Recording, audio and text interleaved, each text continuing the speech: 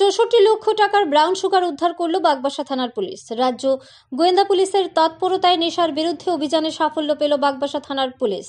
ঘটনার বিবরণে প্রকাশ, রবিবার দুপুর আনুমানিক 1:10 নাগাদ বাগবাসা নাকা চেকিং পয়েন্টে বাগবাসা থানার পুলিশ একটি AS11P9296 নম্বরের ওয়েগানার গাড়িকে আটক করে তল্লাশি চালিয়ে গাড়ির গোপন কক্ষ থেকে 18 কেসে 212 গ্রাম ব্রাউন সুগার উদ্ধার করে পুলিশ, যার কালোবাজারি মূল্য আনুমানিক ৬৪ লক্ষ টাকা। সঙ্গে গাড়িতে থাকা 2 নেশা কারবারিকে আটক করে বাগবাসা থানার পুলিশ। ধৃতরা হলো শ্রীভূমি জেলার উষারানী গ্রামের বাসিন্দা মৃত আনোয়ার হোসেনের বড় ছেলে সেলিম উদ্দিন এবং শ্রীভূমি জেলার নয়াগ্রামের বাসিন্দা আব্দুল রকিব এর ছেলে রবিল আহমেদ। এদিকে বাগবাসা থানার পুলিশ ধৃতদের বিরুদ্ধে একটি NDPS ধারায় মামলা হাতে নিয়ে তদন্ত শুরু করেছে। তবে জানা গেছে, বাগবাসা থানার পুলিশের কাছে শ্রীভূমি জেলার এক কুখ্যাত নেশা কারবারির নাম উঠে এসেছে। যে কোনো সময় পুলিশ তাকে জালে তুলবে বলে ধারণা করা হচ্ছে। ধর্মনগর থেকে নিজস্ব প্রতিনিধির রিপোর্ট, আরই ধর্মনগর।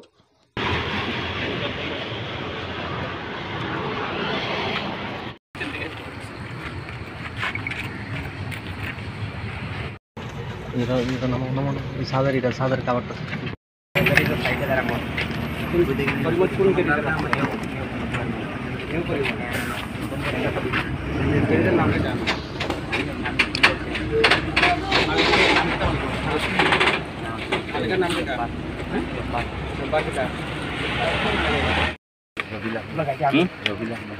রবিল Ahmed.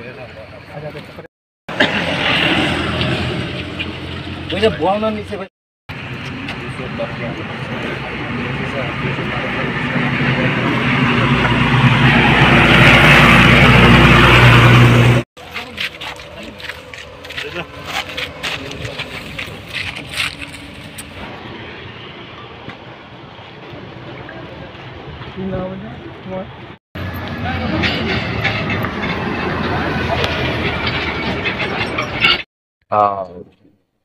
Good afternoon. This morning, Bagbasa PS received that information that there was drugs being transported, contrabands.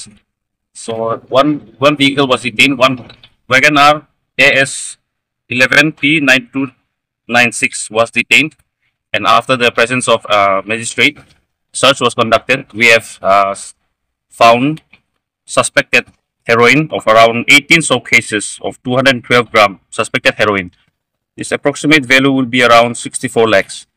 So we have also detained 2 persons, Salim Uddin and Rabil Ahmed.